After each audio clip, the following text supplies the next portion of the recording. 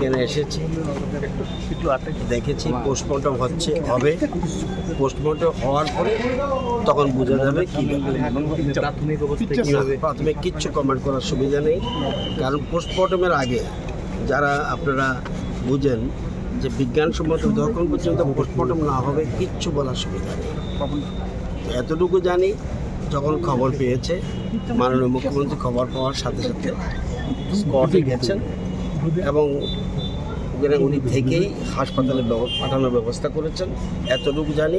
এখন পোস্টমর্টম হওয়ার পরে বাকি কথা বলে ওনার স্ত্রীর সাথে এই কথাবার্তা হয়েছে, উনি সফট, সুতরাং মোটামুটি কথাবার্তা হচ্ছে দেখেছি। ছেলে কবে নাগাদ এটা আমি বলছি, এখন ওনার এই মানসিক অবস্থা নেই যে ওনার ছেলে কবে আসবে এভাবে জিজ্ঞেস করাটা সঠিক হবে। এমনি ঘটনাস্থলে কি কিছু পাওয়া গেছে কি? আমি বললাম যে খবর পেয়ে এখানে এসেছি, আমি কীভাবে কমেন্ট করব?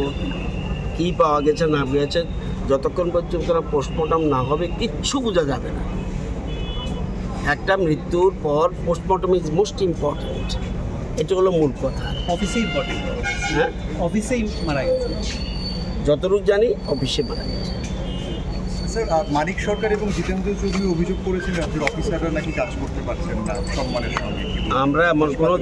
আমরা এমন কোনো দায়িত্বহীন কথা বলতে যাব না।